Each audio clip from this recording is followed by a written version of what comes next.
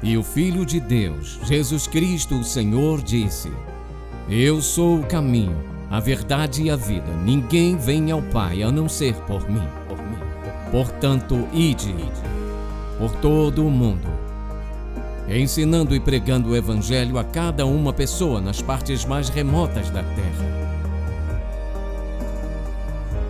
Em Contato, o Ministério de Ensino do Dr. Charles Stanley. A seguirem em contato, a graça transformadora de Deus.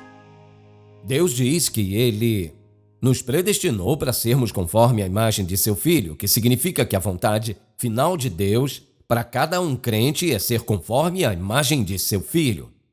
Ele começa esse processo inicialmente quando você e eu somos transformados pela sua graça na experiência que chamamos de salvação ou novo nascimento.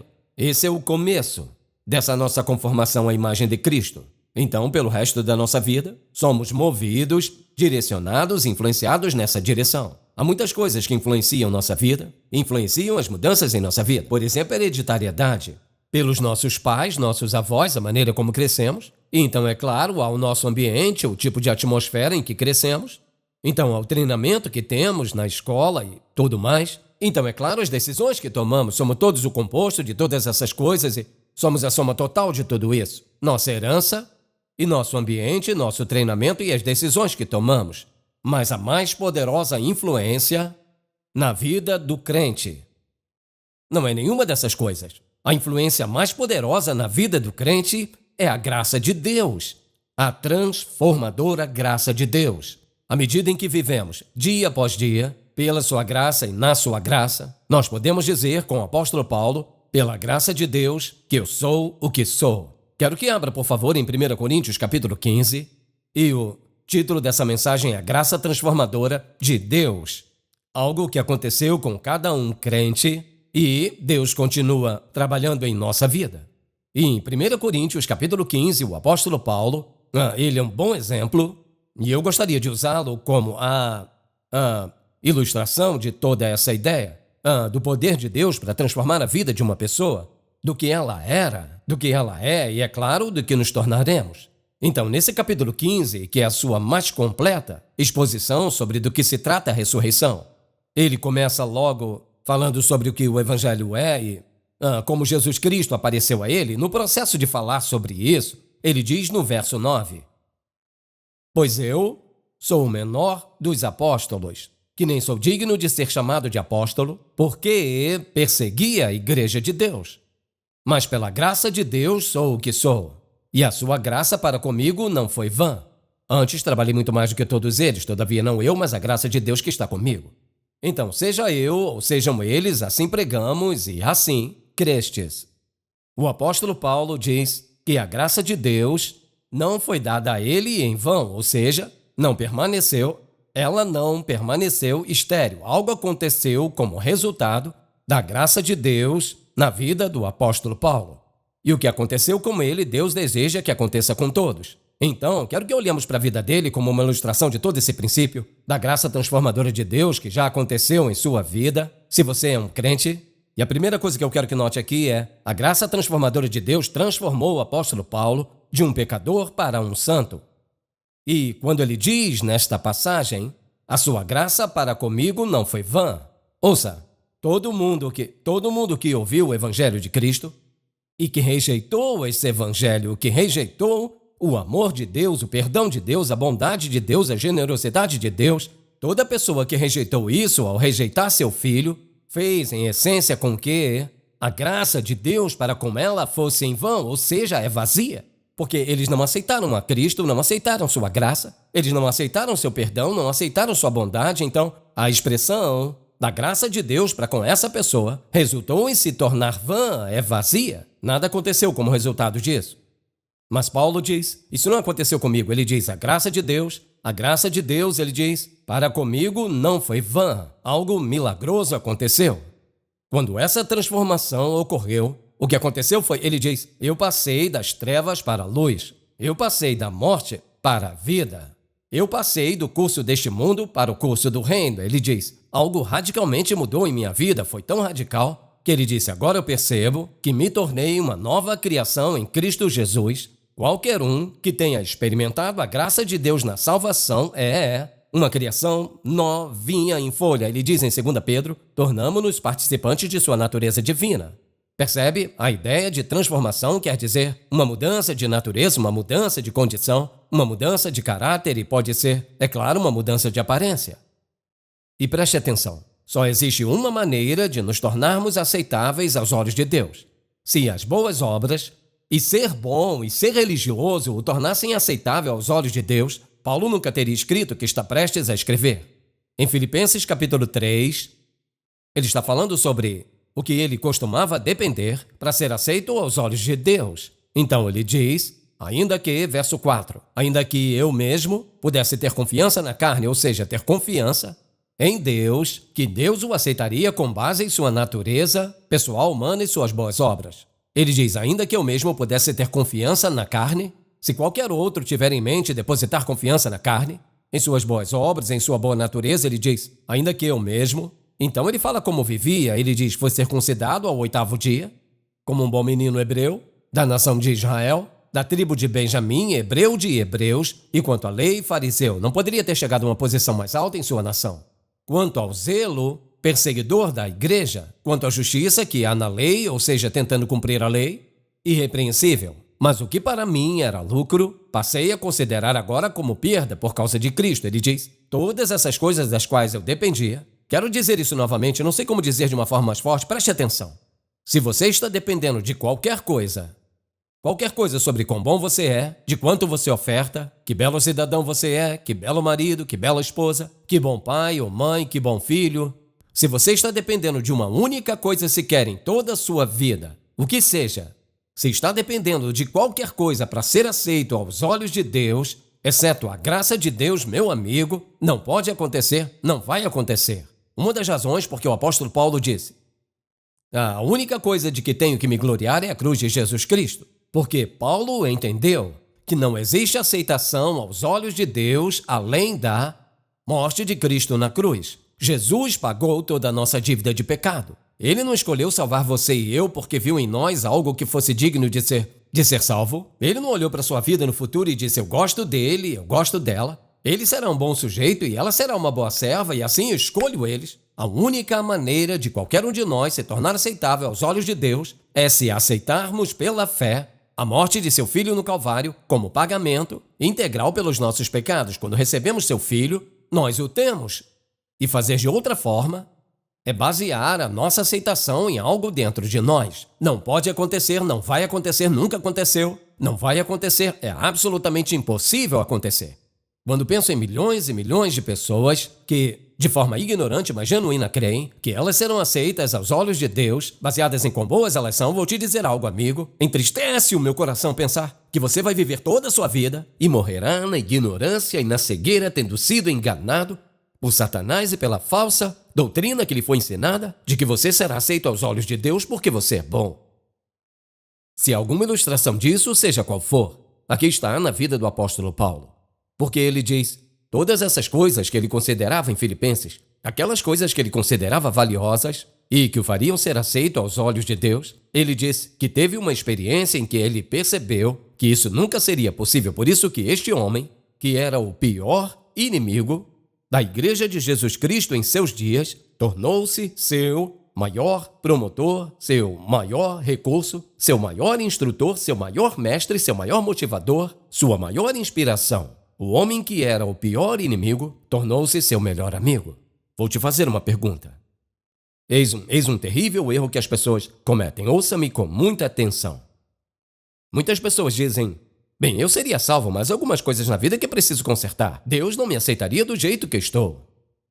Quando olho para trás no meu passado e vejo quanto pecado e desobediência e transgressão da lei de Deus, eu violei tudo que está na Bíblia, está querendo me dizer que tudo que tenho que fazer é vir a Jesus e ser aceito por Deus. Ouça, quando eu consertar algumas coisas e limpar a minha vida, então eu vou ser um cristão. Vou te perguntar uma coisa. O que o apóstolo Paulo limpou na vida dele? Nem uma coisa. Sabe por quê? Ouça, pense nisso. Lembra do que Paulo disse em Efésios 2? Ele disse que no outro tempo andastes, era assim que nós éramos, mortos em delitos e pecados. Vou te fazer uma pergunta. Você já viu um homem morto tomando banho? Você nunca viu um homem ou uma mulher morta fazer nada porque eles não têm vida? Ouça! Uma pessoa espiritualmente morta não consegue limpar nada. Não tem poder para limpá-los. Meu amigo, da próxima vez que ficar um pouco orgulhoso e achar que está indo muito bem, volte lá e leia Efésios capítulo 2. Nenhum homem ou mulher morta pode encontrar nada dentro de si mesmos que os torne aceitáveis aos olhos de Deus. É o amor de Deus, é a graça de Deus, é a bondade de Deus derramada em nossos corações. Então Paulo ele diz, pela graça de Deus, eu sou o que sou. E ele diz, a única coisa que vai me encontrar me gloriando é a cruz. Porque é o que aconteceu com ele. Jesus pagou toda a sua dívida. Então, o que Deus fez? Não apenas ele o transformou de um pecador para um santo, ele o transformou de um servo do pecado para um servo do Deus vivo. Vá para Romanos capítulo 6. Há 2 versículos aqui, principalmente. Verso 16, ele diz, aqui está o princípio. Não sabeis que, quando vos apresentais a alguém como escravos, para lhe obedecer, sois escravos daquele a quem obedeceis, seja do pecado que leva à morte ou da obediência que leva à justiça, ou seja, se escolhe viver no pecado, se torna escravo do pecado. Verso 20. Quando eres escravos do pecado, estáveis livres em relação à justiça, ou seja, não pode viver uma vida justa. Se estiver vivendo no pecado e tiver se tornado um escravo do pecado, bem, Paulo diz, era isso que ele era. Era um escravo do pecado e estava expressando seu pecado, sua escravidão, como um perseguidor. Quero que olhemos 2 ou 3 passagens aqui, porque eu quero que você ouça as palavras dele, o que ele diz. E vamos voltar para Atos 26, então vamos para... Vejamos, Atos 26 primeiro e depois vamos a 1 Timóteo. Atos 26, lembre-se do que ele diz nesta passagem. E aqui novamente ele está se defendendo perante o rei Agripa e ele diz... Verso 9. Eu, na verdade, pensava comigo mesmo que devia praticar muitas coisas hostis contra o nome de Jesus o Nazareno. Vou dizer isso novamente, amigo. Se é uma daquelas pessoas que por alguma razão, talvez algo tenha acontecido, é por isso que acontece. Pode ser que você seja uma daquelas pessoas que algo aconteceu lá atrás em sua vida. Isso te deixou irado com Deus, hostil em relação a Deus, e está destilando essa hostilidade, essa ira sobre o povo de Deus. Ouça esta passagem. Eu, na verdade, pensava comigo mesmo que devia praticar muitas coisas hostis contra o nome de Jesus o Nazareno. E foi o que eu fiz em Jerusalém. Não só encerrei muitos dos santos em prisões, tendo recebido a autoridade dos principais sacerdotes, mas também, quando eram mortos, eu dava o meu voto contra eles. E castigando-os muitas vezes por todas as sinagogas, eu tentava forçá-los a blasfemar como havia feito. E enfurecido cada vez mais contra eles, eu os persegui até nas cidades estrangeiras. Eis um homem que odiava o Senhor Jesus Cristo, totalmente em engano sobre o que era verdade e o que era mentira. Vá para 1 Timóteo. 1 Timóteo, Paulo aqui novamente, falando dessa hostilidade arrogante, essa ira, essa amargura, esse ressentimento, essa determinação em destruir tudo que fosse semelhante a Cristo. Você diz, por que está me dizendo isso? Já chegou lá, ouça. Verso 12. 1 Timóteo capítulo 1. Sou grato para com Cristo Jesus nosso Senhor, que me fortaleceu porque me considerou fiel colocando-me no seu ministério. A mim, que noutro tempo era blasfemo e perseguidor, ouça esta frase, e um agressor violento,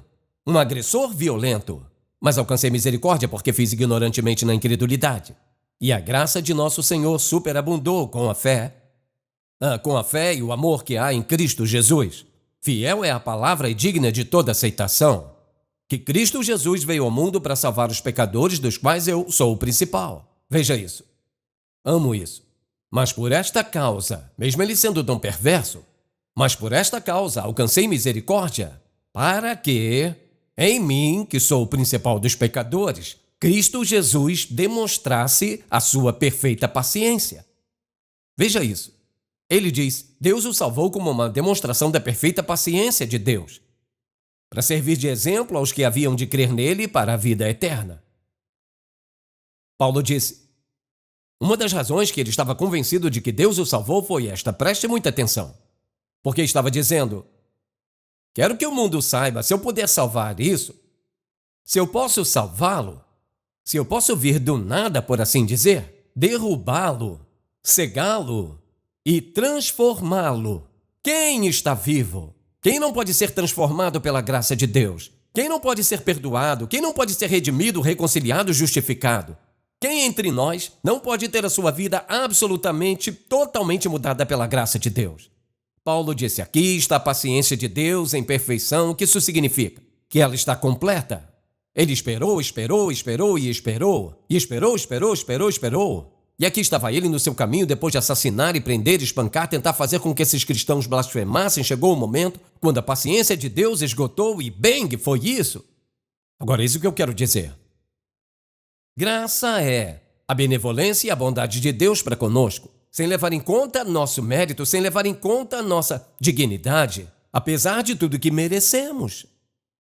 O que eu quero que você veja é isso. Não olhe para trás e diga: bem, eu entregaria minha vida a Cristo, mas você não sabe que tipo de vida eu vivi. Vou te fazer uma pergunta. Já matou cristãos? Jogou-os na prisão? Os fez blasfemar? Meu amigo, você pode dizer sim, já fiz tudo isso. Bem, quero te dizer uma coisa. Você acabou de se juntar à fileira dos grandes apóstolos. E se ele o salvou, salvará você. Você não pode fazer nada para impedir que Deus o salve, a não ser recusá-lo. Não pode fazer nada para abafar a graça de Deus, a não ser recusá-lo. Porque a graça de Deus é derramada sobre todos. E você pode ser salvo. Você pode ser perdoado. Ele vai limpar seu passado. Vê o que ele faz, simplesmente apaga. Não tenta tornar o passado melhor. Apenas apaga. O sangue de Jesus Cristo apaga o passado. Se foi, está esquecido, assim como o leste está do oeste. Não faz qualquer diferença, percebe? Nós deveríamos estar gritando e louvando, agradecendo a Deus, não tentando viver do passado, E ouça, fazendo bem o suficiente para encobrir o passado. O sangue de Jesus o encobriu de uma vez por todas. Nós somos santos, não quer dizer que não pecamos. Cometemos erros, pecamos contra Ele, mas o sangue de Jesus Cristo, Ele diz, está continuamente nos purificando. Somos produtos e frutos da graça de Deus. A graça de Deus não foi derramada no seu coração e no meu em vão, mas de forma frutífera e produtiva para a graça de Deus e o poder de Deus. Agora, qual a atitude correta para um santo que foi transformado de pecador a santo? Bem, há 4 coisas e você vai poder avaliar. Primeiramente, humildade. Ouça o que o apóstolo Paulo disse. Ele disse nesse verso 10 de 1 Coríntios 15, de volta ao nosso texto. 1 Coríntios 15 diz, verso 9, ele diz: pois eu sou o menor dos apóstolos, e nem mesmo digno de ser chamado. Ouça, ele diz, nem mesmo digno de ser chamado de apóstolo. Abra em Efésios capítulo 3. No capítulo 3 de Efésios, mas primeiramente em 1 Coríntios capítulo 15, ele diz, eu nem sou digno de ser chamado de apóstolo. Olha o que ele diz em verso 8 de Efésios 3. Falando de como Deus havia trabalhado em sua vida, a graça de Deus em sua vida. Verso 7. Falando do evangelho, ele diz, do qual foi ministro segundo o dom da graça de Deus, que me foi dada segundo a operação do seu poder a mim, o menor de todos os santos. Veja isso. Eis um homem que é proeminente no mundo de sua época. Como missionário, pregador do evangelho, o que ele diz? Ele diz, deixa eu te dizer, sou o menor dos apóstolos, sou o menor dos santos. Mas volte para 1 Timóteo 1. Lembra do que ele disse aqui? 1 Timóteo capítulo 1. Ele diz, quer me dizer algo que é verdade, a verdade do evangelho? Nada além da verdade, então me ajuda Deus. Ele diz, aqui está. Fiel é a palavra e digna de toda aceitação que Cristo Jesus veio ao mundo para salvar os pecadores, dos quais eu sou o principal. Quando os coloca na fila, Paulo diz, estou na frente. E quer saber? Você ouça, você não vai encontrar orgulho no coração de um homem ou mulher que entende a graça de Deus. Não vai encontrar. Porque essa pessoa estará sempre apontando pessoas para Cristo. Para Deus, é tudo de Deus e nada nosso, tudo de Cristo e nada nosso. Não haverá arrogância e orgulho na pessoa que entende a graça de Deus. Então, primeiramente, espírito de humildade. A segunda coisa que eu quero que note aqui é este senso de obrigação. Ouça o que Paulo diz de volta em 1 Coríntios 15 agora. Ouça o que ele diz nessa passagem. Ele diz, A graça de Deus não foi derramada em vão sobre ele. E ele diz, mas pela graça de Deus sou o que sou. Está dando a Deus o crédito, humildade. E sua graça para comigo não foi vã. Antes trabalhei muito mais do que todos eles. Sabe o que eu estava dizendo? Ele era tão grato a Deus, estava tão maravilhado com a graça e a bondade de Deus sobre ele, sabia que estava indo na direção errada. É por isso que em seu testemunho ele testifica de quão terrível ele havia sido. Perseguindo a igreja, ele diz, mas veja, eis o que Deus fez. E agora, eis o que estou fazendo. Deus o chamou para pregar. Ele disse em Gálatas capítulo 1, ele disse, desde o ventre da minha mãe fui separado do ventre da minha mãe para pregar as insondáveis riquezas da graça de Deus. Então ele deu sua vida, viajando por todos os lugares. E se ler as missões, no final da sua Bíblia, naqueles mapas, todas as viagens missionárias, ler o livro de Atos, toda a turbulência e dor, derramamento de sangue, diferentes dificuldades e coisas que Paulo teve que passar. E o que ele faz? Apenas louva a Deus pelo privilégio. Vou te fazer uma pergunta. De que maneira prática, explicável e definíveis você está expressando gratidão e ação de graças ao Deus Todo-Poderoso por salvá-lo pela sua graça? Não me diga que vem à igreja, não é o suficiente. Eu dou o dízimo, não é o suficiente. Ouça. O apóstolo Paulo foi salvo pela graça de Deus para fazer o quê? Contar aos outros. O que aconteceu com ele foi o que Ananias disse. Deus quer que conte o que aconteceu com você. Se você pensar no que Deus, que Ele fez em sua vida, você pode estar passando por um momento difícil, mas pense onde você estaria sem Ele. E ouça, se acha que está ruim, pense como seria sem Deus. Deveríamos ser tão gratos, tão imensamente gratos a Deus. Temos que dizer isso. Temos que compartilhar. Nós temos que falar para alguém que Deus é um Deus de amor, bondade, misericórdia e benevolência.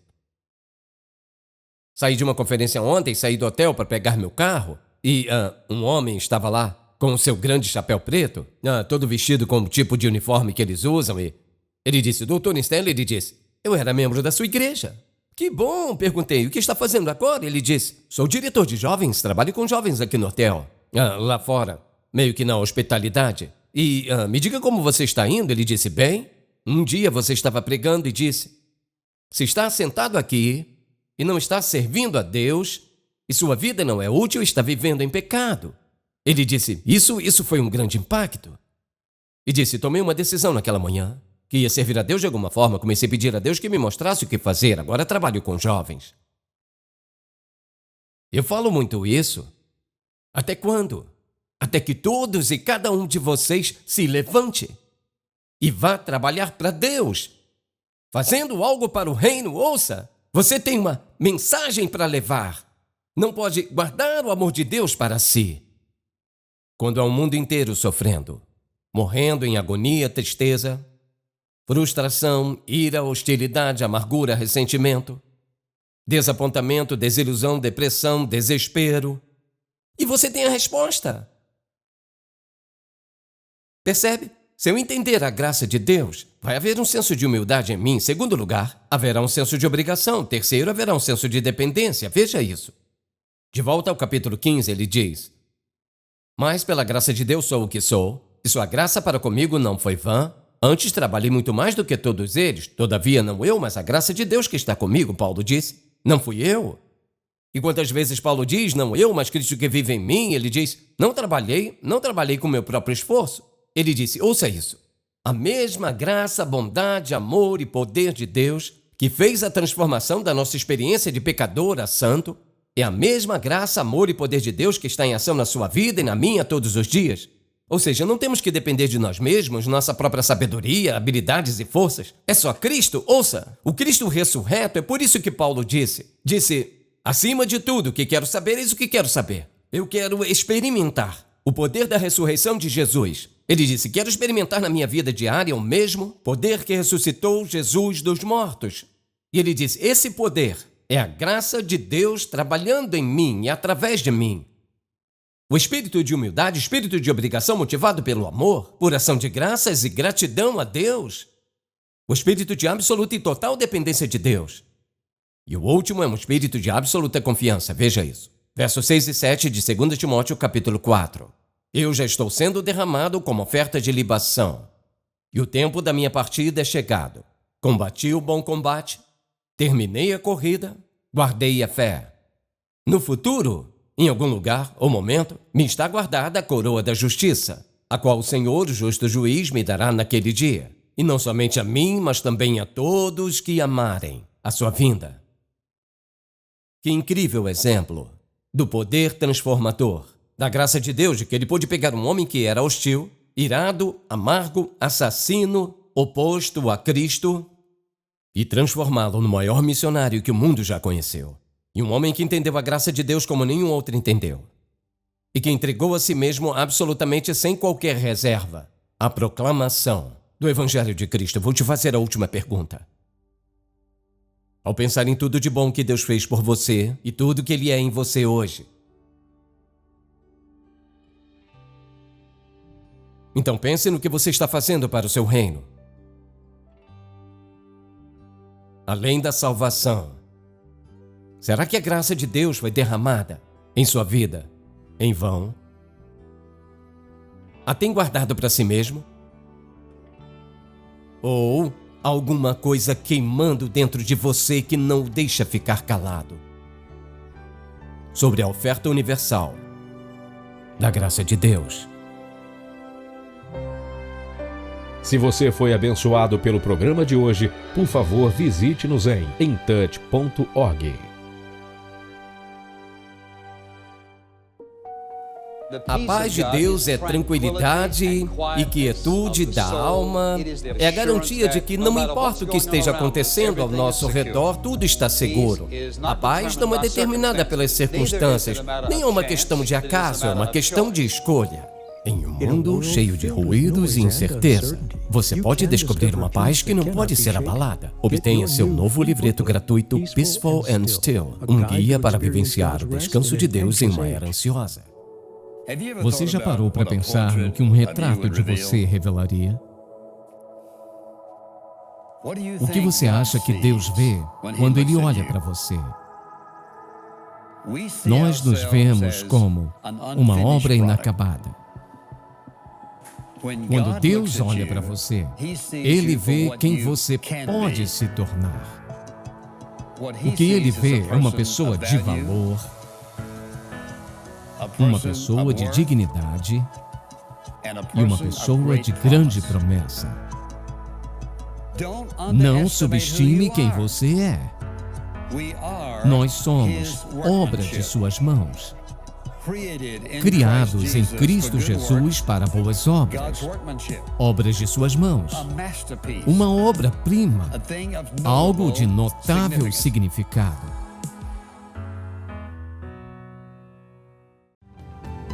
Em Contato, levando pessoas do mundo inteiro a um relacionamento crescente com Jesus Cristo e fortalecendo a igreja local. Este programa é patrocinado pelo Ministério Em Contato e é possível pela graça de Deus, suas orações fiéis e suas ofertas.